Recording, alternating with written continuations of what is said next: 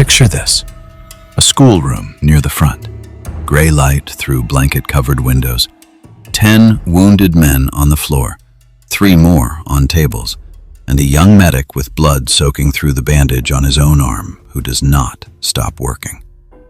The door opens. A 3-star general steps into the doorway. The medic does not even turn around. He hears a voice behind him and, still bent over the man on the center table, says what needs to be said. "Get out. I need this room." That is what this video is about.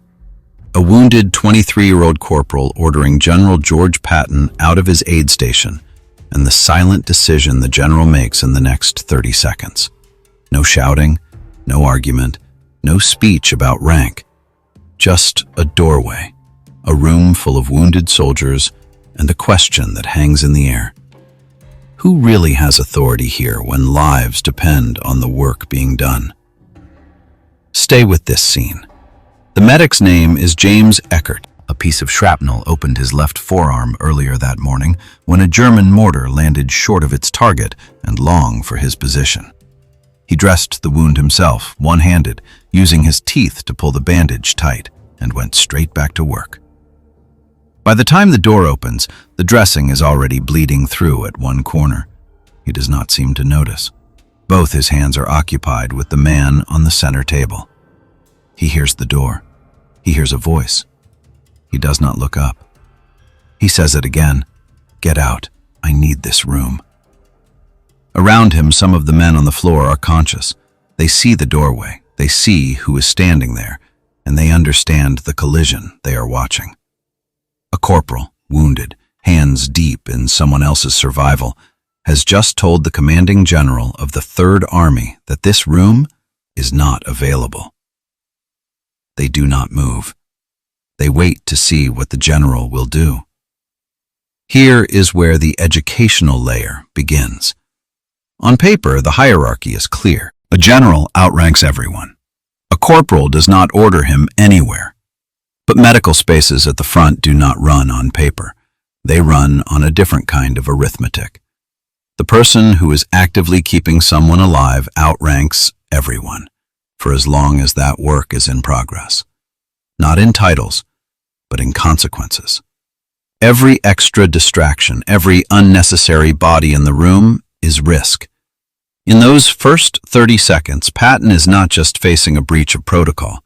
He is facing a choice about whether he will treat this room like any other space in his command or recognize that in this specific place, authority has moved.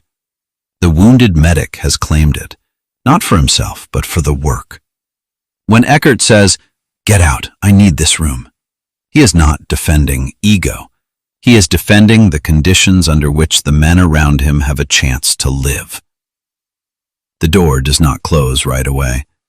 There is a beat of silence, the kind that feels longer than it is because everyone present is measuring it. Then the door closes.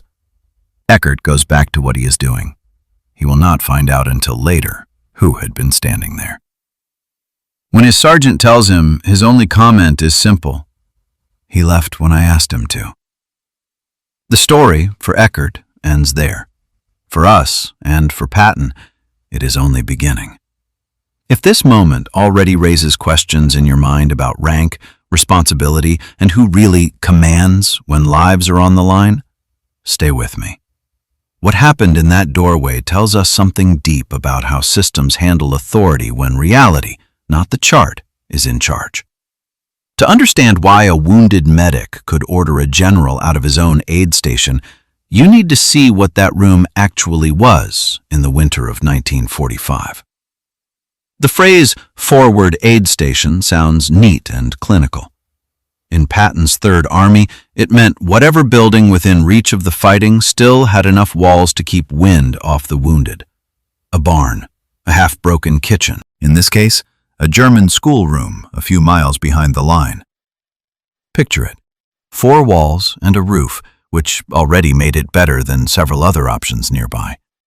The windows on the north side had been blown in by concussion the week before and were now covered with folded field blankets that kept out most of the light and none of the cold. The floor held 10 men. The 3 tables held 3 more. The back door let in 2 new patients roughly every 20 minutes on a good hour and more on a bad one. There was no quiet in that space, only pauses between the next arrival. The tools in that room were not what you think of when you hear hospital. Instruments had not been properly sterilized in days because there was no time and no water. Bandages were rationed because supply lines were stretched thin. Plasma sometimes ran out before resupply reached them. The light was the wrong color. The tables were not surgical tables. Most of what happened in that room happened anyway. The men who ran these stations were combat medics, not surgeons, not specialists with long resumes. Soldiers with medical kits and training drilled under pressure to do a specific set of things that kept people alive long enough to reach someone who could do more. Their knowledge had not been built calmly in classrooms. It had been assembled in the sustained emergency of the past 6 months. Some of them had decorations. Most of them had a kind of tiredness that did not lift between rotations anymore. Several were wounded themselves, working from inside the same damage they were managing in others. James Eckert had been transferred into this station 18 days earlier. His staff sergeant, Walt Graber, a career Army non-commissioned officer, took about a week to confirm the reputation that came with him. His informal report to the company commander was 4 words: "He does not stop." That was not praise for heroics. It was a factual description of how Eckert moved through his work. Hit by shrapnel at 700 hours, he bandaged his own arm and went back inside. Here is the educational point that sits under all of this. In a forward aid station, the system is held together by attention and hands. Every extra person who enters that space becomes either help or interference. There is no neutral presence. If you cannot add stability, you add noise. The chain of command still exists, but inside that room it bends around a different axis. Who is actively holding the line between damage and survival? So when you hear that a corporal told a general to get out, understand that he was not making a statement about respect. He was making a fast and accurate judgment about what the room could carry. 10 men on the floor, 3 on tables, a medic with his own blood soaking through his sleeve. No spare bandwidth for ceremony. In that environment, authority is measured in outcomes, not in insignia. This is why the doorway becomes such a powerful hinge. It is the place where 2 kinds of order meet: the official hierarchy of an army and the practical physics of a space where lives depend on not being interrupted. What Patton decides to do in that moment tells us which of those orders he chooses to honor. Now add another layer. General George Patton did not come to that schoolroom door as a blank slate. He carried with him a history with aid stations that had already almost ended his career. In August of 1943, during the Sicily campaign, he walked into an evacuation hospital and saw a soldier sitting without visible wounds. He called the man a coward. He slapped him with his glove and ordered him back to the front. 7 days later, he did almost the same thing in a different hospital with a different soldier. Both men were suffering from what the Army then called battle exhaustion. The vocabulary for what was happening to them lagged far behind the reality. Patton's refusal to accept those rooms as spaces where stopping was part of survival became public record. So did the consequences. A formal apology under orders, months on the sideline away from campaigns he believed he should have led, and a permanent knowledge that every move he made among wounded men would now be watched by everyone above and below him. This matters because the man who stepped into the doorway of that German schoolroom in early 1945 was not operating from the same inner map as the man who walked into those tents in Sicily. Accounts of his hospital visits from 1944 onward share a pattern. He went quiet in those rooms. Soldiers who expected the parade ground voice and the showmanship reported something else when he sat by a bed. A stillness. A kind of attention that did not announce itself. There were more than one report of him weeping when he thought no one could see. The general who once slapped men for showing too much feeling had been forced to confront the weight of his own actions. That confrontation had cost him. It had also changed him. He learned painfully that in spaces where damage and recovery are the main work, rank does not give you the right to ignore what those spaces require. Here is the educational point. Systems learn slowly. People sometimes learn faster when the cost is personal and public. Patton's earlier mistake in hospitals was a clash between the map in his head and the terrain of actual human limits. The correction did not come from theory, it came from impact, scandal, reprimand, men he had hurt who did not need more hurt. From that point on, he knew that whatever he did among the wounded would be read not just as command style, but as moral weight. So when you imagine him in that doorway, hearing a medic say, "Get out, I need this room," remember he is carrying two timelines at once. In one, he is the general who demanded that everyone keep moving, even inside a tent full of exhausted men. In the other, he is the man who has seen what that demand does and has chosen, consciously, to behave differently. That is why the next few seconds matter so much. They are not just about one corporal's sentence. They are about whether Patton will follow his old pattern or honor what he has learned the hard way. Stay with those 30 seconds in the doorway, because this is where everything turns. Patton steps into the aid station. Eckert says, without looking up, "Get out! I need this room." The door stays open. The room does not stop.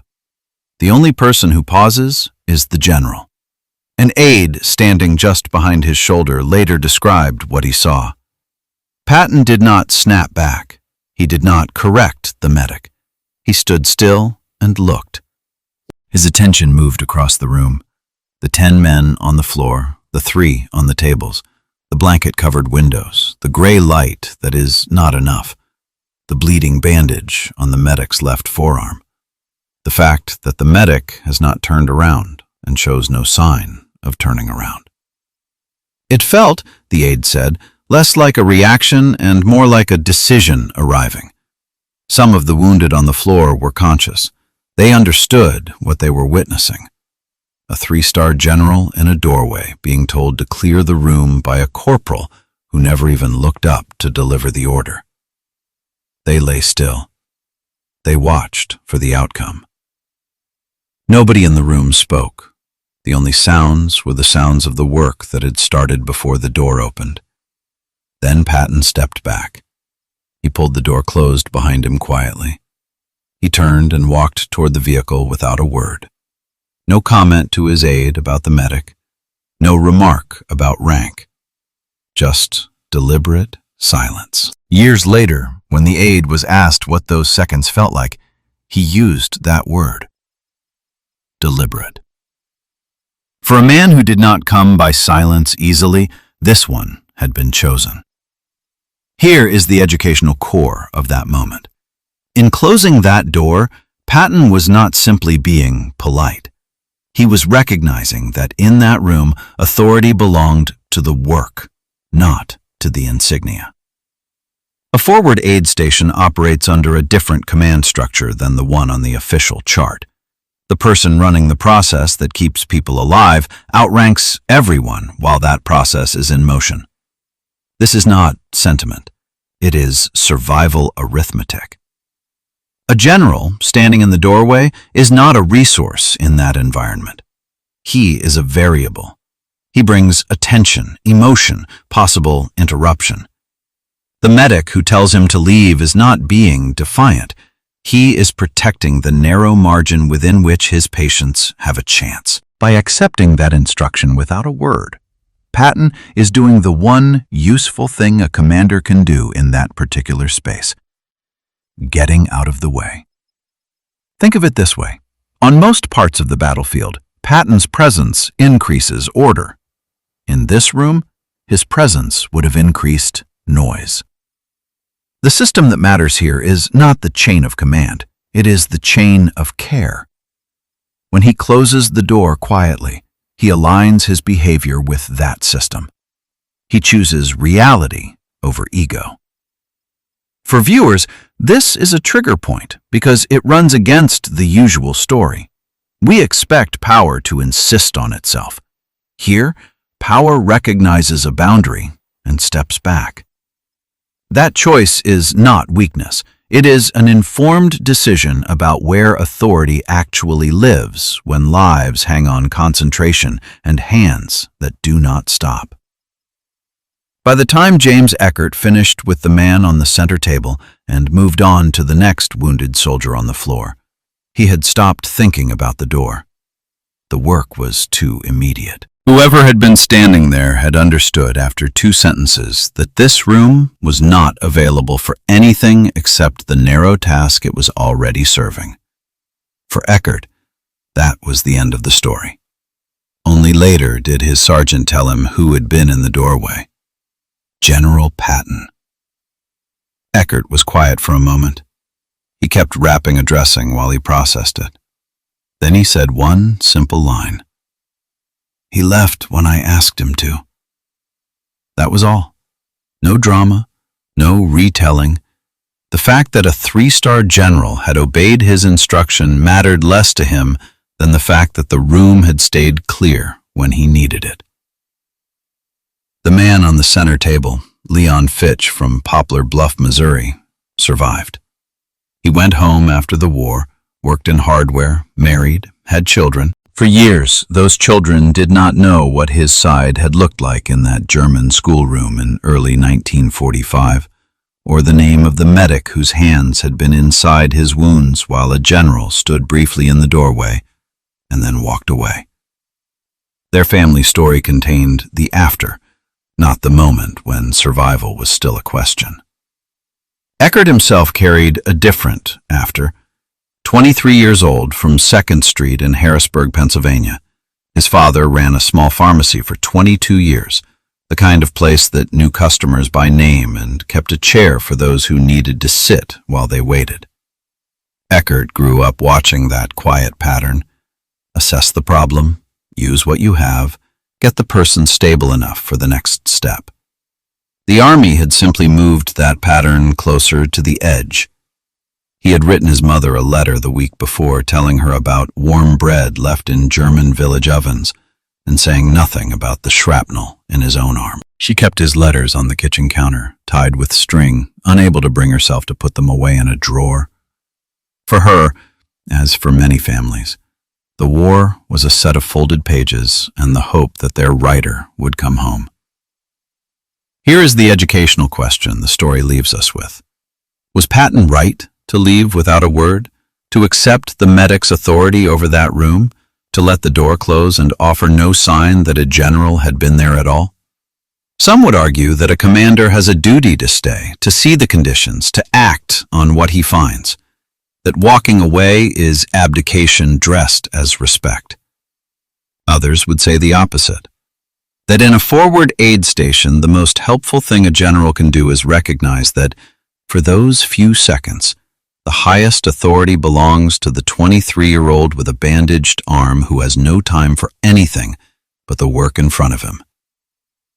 For you, watching this, the point is not to settle that argument once and for all. It is to notice where authority actually sits when lives depend on reality more than on rank. In a chart, generals outrank medics. In that room, on that day, authority lived in the hands that did not stop. Patton's silence was not empty. It was a choice to align with that fact. So here is the final hook. In your own systems, who gets to say, "I need this room," and be heard? Do you make space for the person in the middle of the work to clear distractions, even when those distractions carry status? Or do you insist that rank always comes first, even inside spaces where attention is the most precious resource? The answer, whether in war, medicine, or any complex work, will decide whether your decisions move with reality or stand in the doorway and get in its way.